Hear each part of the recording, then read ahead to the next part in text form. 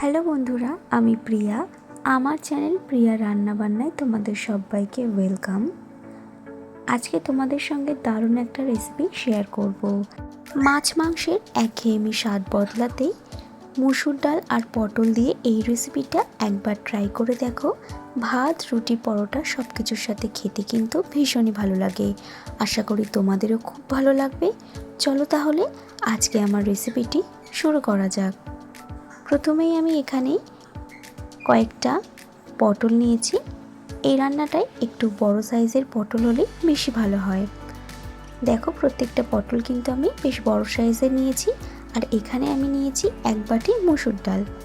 মোটা দানার যে মুসুর ডালটা আছে সেই ডালটা আমি এখানে ব্যবহার করেছি। তোমরা নর্মাল যে মুসুর ডাল সেটাও ব্যবহার করতে পারো।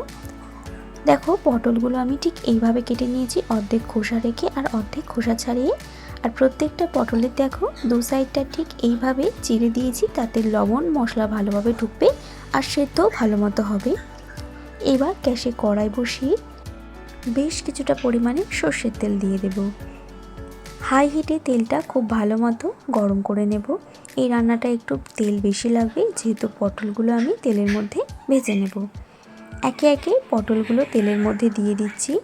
দেব সামান্য একটু লবণ আর সামান্য হলুদ গুঁড়ো আর একদম অল্প একটু কাশ্মীরি লঙ্কার গুঁড়ো দিয়ে খুব ভালোভাবে মিশিয়ে নিয়ে গ্যাসের ফ্লেমটা হাইতে রেখেই ঢাকা চাপা দিয়ে পটলগুলো ভেজে নেব।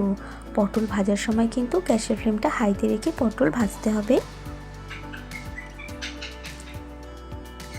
বেশ কিছুক্ষণ সময় ধরে ঢাকা চাপা দিয়ে পটলগুলো ভেজে নিয়েছি।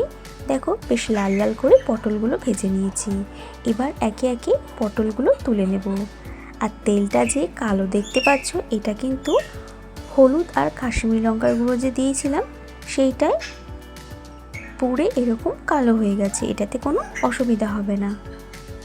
আর ব্যাকগ্রাউন্ডে তোমরা একটা শব্দ শুনতে পাচ্ছ, সেটা হলো আমাদের টিয়া পাখি মিঠি। সেই আমার কাছে বসে বসে কথা বলছে, তারই আওয়াজ।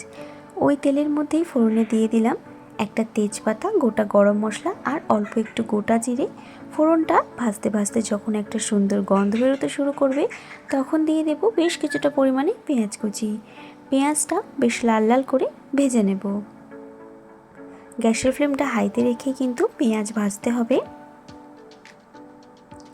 বেশ কিছুক্ষণ সময় ধরে পেঁয়াজ ভেজে নিয়েছি। দেখো, পেঁয়াজের কালারটা চেঞ্জ হয়ে এসছে। এখন এর মধ্যে দিয়ে দেব 1 চামচ আদা রসুন বাটা। আদা রসুনটাও খুব ভালোভাবে ভেজে নিতে হবে। আদা রসুনের যে একটা কাঁচা গন্ধ আছে, সেই গন্ধটা যাওয়া অবধি কিন্তু ভেজে নিতে হবে। এখন এর মধ্যে দিয়ে দিলাম টমেটো কুচি আর দুটো চেরা কাঁচা লঙ্কা। ঝালটা অবশ্যই নিজেদের পছন্দ অনুযায়ী দেবে। দিয়ে দিচ্ছি পরিমাণ মতো লবণ, হাফ চা চামচ পরিমাণে হলুদ গুঁড়ো, 1 চা চামচ পরিমাণে কাশ্মীরি লঙ্কার গুঁড়ো, হাফ চা চামচ জিরে গুঁড়ো, হাফ চা চামচ ধনে গুঁড়ো আর অল্প একটু চিনি দিয়ে দিলাম। স্বাদটা ব্যালেন্সের জন্য এখানে কিন্তু চিনি অ্যাড করা হয়েছে, তোমরা চাইলে স্কিপ করতে পারো। মশলাটা ভালোভাবে মিশিয়ে নিলাম। আর মশলাটা কষানোর জন্য সামান্য পরিমাণে একটু জল দিয়ে আবারও খুব ভালোভাবে মিশিয়ে গ্যাসের ফ্লেমটা লো টু মিডিয়ামে রেখে মশলা থেকে তেল ছাড়া অবধি মশলাটা কিন্তু কষাতে হবে। যত ভালো মশলা কষানো হবে, রান্নার স্বাদ কিন্তু ততটাই ভালো হবে। আর মশলা কষানোর সময় কখনোই হাই ফ্লেমে দিয়ে মশলা কষাবে না, তাহলে মশলা কিন্তু পুড়ে যেতে পারে। দেখো, মশলা থেকে বেশ ভালো মতো তেল ছেড়ে দিয়েছে।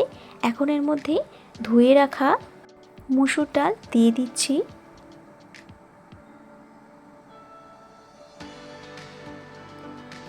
মশলার সঙ্গে মুসুর ডাল খুব ভালোভাবে মিশিয়ে বেশ কিছুক্ষণ সময় ধরে কষিয়ে নেব। এই সময় গ্যাসের ফ্লেমটা আমি মিডিয়ামে রেখেছি। মিডিয়ামে রেখে মশলার সঙ্গে ডাল কিন্তু খুব ভালো মতো কষাতে হবে। মিনিট 3-4 সময় ধরে মশলার সঙ্গে ডাল কষিয়ে নিয়েছি। এখন এর মধ্যে পরিমাণ মতো জল দিয়ে দিচ্ছি। জলটা কিন্তু একটু বুঝিয়ে দিতে হবে, যেহেতু রান্নাটা কিন্তু একটু মাখো মাখো হবে। খুব ভালোভাবে মিশিয়ে নিয়ে ঢাকা দিয়ে ঝোলটা ফুটতে দেব। দেখো, ডালের ঝোল কিন্তু খুব ভালো মতো ফুটে গেছে। এখন এর মধ্যে একে একে ভেজে রাখা পটলগুলো দিয়ে দেব।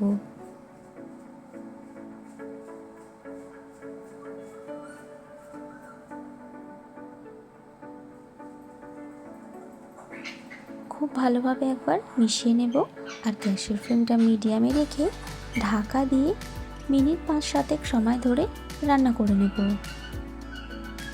ফিরে এলাম 7 মিনিট পর। দেখো রান্না কিন্তু আমার একদম হয়ে এসছে। ডাল খুব ভালোভাবে সেদ্ধ হয়ে গেছে আর পটলও সেদ্ধ হয়ে গেছে। আর দেখো ঠিক এরকম ঘনত্বে আমি রেখেছি, এর থেকে বেশি আর ঘনও করব না।